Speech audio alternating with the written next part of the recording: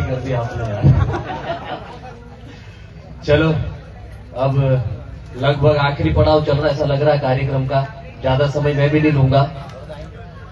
बहुत ही अच्छे वक्ताओं ने, चूंकि इस पावन धरती पर जो कि हमारे पुरखों की शहादत स्थल है, वहां पर आकर अपने पुरखों को नमन किया है। इतिहास सबने बता दिया है, तो बार बार वही घिसी पिटी बात दोहराने से मतलब नहीं, क्योंकि टाइम आपका भी खराब होगा, मेरा भी खराब होगा। सीधे यहाँ पर 2-3 विषय जो पूरे देश में चल रहे हैं, मैं उसी मुद्दों पर बात करूंगा जो हमारे समाज से संबंधित है। क्योंकि हमारा समाज इतनी जल्दी किसी चीज को भूल जाता है कि हफ्ते भर पहले क्या हुआ था वही भूल जाते हैं। कमलेश भाई, क्या हुआ था हफ्ते भर पहले? डोडिया जी विधायक साहब, हफ्ते भर पहले क्या हुआ था? विधायक साहब ने एक लेटर पेड लिखा कि मेरे को टीएडीए भत्ता नहीं चाहिए, मैं पढ़ाई करने जा रहा हूँ। अभी हम बात कर रहे थे, भाई विधायक बड़ी मुश्किल से बनाया है, प्रभारी हमारे किसी व्यक्ति को बना देते, काम करा करते। तो हमारे लोग बहुत ही जल्दी पैसा जोड़ा, कुर्सी नहीं छोड़ी। कुर्सी नहीं छोड़ी, छोड़ना भी लिया है ना। तो हमारे लोग बहुत ही जल्दी पीछे भूल जाते कि क्या हुआ है। बड़ी मुश्किल से कुर्सी मिली है, कुर्सी में भी हम लोग ज्यादा ईमानदारी दिखा रहे हैं। आज इस देश में आदिवासियों के क्या हाल है? जिनका बाप ही विदेशी है, वो हमारे जंगलों में आकर हमारे जंगल में रहने वाले संरक्षक आदिवासी को, इस देश के मूल निवासी को जंगल से बाहर निकाल रहा है और उसको जेल में भेज रहा है। चेतन वसावा को क्या किया? आप बताओ, मैं क्यों बोल रहा हूं कि बाहर का जिनका बाप है? वन अधिकार कब आया? वन विभाग की स्थापना कभी? लॉर्ड डलहौजी के नेतृत्व में 1864 में वन विभाग की स्थापना हुई। जर्मनी का विशेषज्ञ, उनका वन विभाग का जो विशेषज्ञ था, क्या ब्रेंडिस डेटविच के क्या नाम है उल्टा पुल्टा, वो इनका बाप है वन विभाग का। और इस देश के मूल निवासियों को उनके ही जंगल जमीन से बेदखल करने का षड्यंत्र कर रही है लोग। अबे कौन है ये लोग? कहां से आते हैं लोग? किसने इनको परमिशन दी हमारे क्षेत्र में आने की? इस पर रिसर्च करो। ये जो भूमि है, ये पवित्र भूमि है, ये शहादत भूमि है। यहाँ पर 1 नहीं, 2 नहीं, 1000 नहीं, 1500 नहीं, अनगिनत लोगों ने शहादत दिया है, अपना बलिदान दिया है, अपना सर्वोच्च न्योछावर किया है। तब जाके आज हम 150-200 साल बाद यहाँ पर इकट्ठे हो पा रहे हैं। क्यों इकट्ठे हो रहे हैं? ये बहुत बड़ा नाम लिखा हुआ मानगढ़ भील प्रदेश संदेश यात्रा। इस संदेश को समझिए आप। हमारे लोग एंटरटेन में मस्त है, मनोरंजन में मस्त है, सोशल मीडिया में मस्त है। 2-4 ठुमके लगाने वाली आती, इधर रील बना रही होगी 2-4 एक तो उसकी रील देखने में हमारे लड़के भी मस्त है। समाज से किसी को मतलब नहीं है। आधे लोग वक्ता को सुनने आते हैं, आधे लोग रील बनाने आते हैं। रील बनाने वाले बाहर है, वक्ता को सुनने वाले जो समाज का दर्द लेकर बैठे हैं, जिनको समाज की चिंता है, जो समाज के लिए लड़ रहे हैं, जो अपनी नौकरी को खतरे में डाल रहे हैं, जो अपनी विधानसभा सीट को नहीं देख रहे हैं, जो हमारे समाज में अपनी बहन बेटियों के अस्तित्व के लिए लड़ रहे हैं, उनके सम्मान के लिए लड़ रहे हैं, वो लोग यहाँ पर जमीन पे बैठे आकर बैठे। बाकी लोग दिखावा करने में लगे हैं। और वास्तव में हमारे समाज को मनोरंजन चाहिए। आजकल 2-4 छपरियों ने कमर लटका दी, इधर डीजे बज जाता तो सारे लड़के उधर जाके खड़े हो जाते हैं। ये समाज को दे रहे हम लोग। ये जो भूमि है, ये जो फोटो सबसे इधर लगी हमारे गुरु महाराज गोविंद सिंह जी की, इन्होंने क्या किया था? पूरे क्षेत्र में नशा मुक्ति का अभियान चलाया।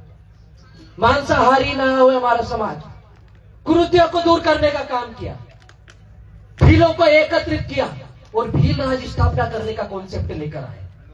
और भील राज स्थापित करने के लिए उन्होंने 4 राज्यों के आदिवासियों के एकत्रित होने के लिए यहाँ पर आह्वान किया। और इसी दौरान यहाँ पर गुजरात, राजस्थान की पुलिस और यहाँ के साहूकार जो अंग्रेजों के साथ मिलकर जो भी राजपूत लोग थे या फिर जिस भी समाज के लोग थे, उन्होंने मिलकर यहाँ पर गोलीबारी की। भगदौड़ में हमारे 1500 से अधिक आदिवासी भील मारे गए। ऐसा क्या से पूरा देश में। उधर गोंडवाना की बात करो, वहां पर भी यही स्थिति है। भीलवाना की या भील राज्य स्थापित करने की, हम भील प्रदेश की भी बात करो तो हम लोग भी छोटे छोटे संगठनों में, क्षेत्रों में, जाति उपजाति में बटे पड़े हुए। इतनी बड़ी दुकानें लगा ली है कि मैंने लाल गमछा डाल दिया तो मेरे फॉलोवर लाल गमछे लेके दिखेंगे और वो मेरी ही आईडी को फॉलो करेंगे। भैया बिल्कुल आखिरी में ही बोल रहा हूं मैं। तो हमारे लोग छोटी छोटी दुकानें लगाकर बैठ गए। कोई भील है तो भील की बात कर रहा है, कोई भिलाला है तो भिलाले के बाहर ही नहीं जा रहा है, वो राजपूत बन गया है, कोई बारेला बन गया है, कोई छत्री बन गया है, कोई दरबार बन गया है, कोई पटलिया बन गया है, कोई बारेला बन गया है। हम सब एक दूसरे के बैठना पसंद नहीं करते हैं और बात बहुत कड़वी कर रहे हैं भील राज स्थापित करने की, भील प्रदेश की बात कर रहे हैं। क्या स्थापित होगा इससे?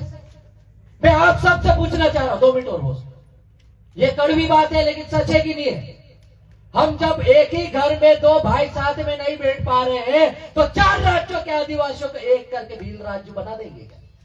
बना देंगे क्या? अरे बोलो तो सही, क्या यार तुम भी, हम भी भूखे प्यासे। ऐसे नहीं बनेगा। उसके लिए क्या करना होगा? वैचारिक एकता के साथ, वैचारिक एकीकरण के साथ, आपको विचारधारा के साथ हमको सामाजिक रिश्ते भी बनाने होंगे। और सामाजिक रिश्ता किसी भी खून के रिश्ते से बढ़कर होता है, ये हमने देखा है। यदि मैं आज राजस्थान में आ रहा हूं तो भंवर दादा से मेरी सीधी बात हो रही, मैं मेरे कोई रिश्तेदार को फोन नहीं लगाता हूं। और जब ये मध्य प्रदेश में अलीराजपुर में घुसते हैं तो ये सबसे पहले हमको फोन लगाते हैं कि हम मध्य प्रदेश में अलीराजपुर आए हैं। 2021-22 में सबसे पहले यहां पर जब हम लोगों ने बैठक की थी, जब इस कॉन्सेप्ट को लेकर पहला सम्मेलन किया था, तो उस समय यही लोग बैठे थे यहाँ पर, गिने चुने लोग बैठे थे। उसके बाद तो बहुत सारे तैयार हो ही जाते हैं, हर साल बढ़ते ही जाते हैं।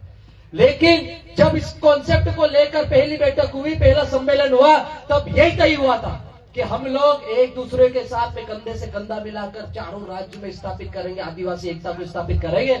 और भील राज्य की जो संकल्पना है भील प्रदेश की स्थापना को लेकर, उसके लिए हम लोग चारों राज्य के जितने भी संगठन है, क्षेत्रवाद, जातिवाद, उपजातिवाद, धर्मवाद, पार्टीवाद के ऊपर उठकर समाज को एक करके हम लोग भील प्रदेश बनाएंगे।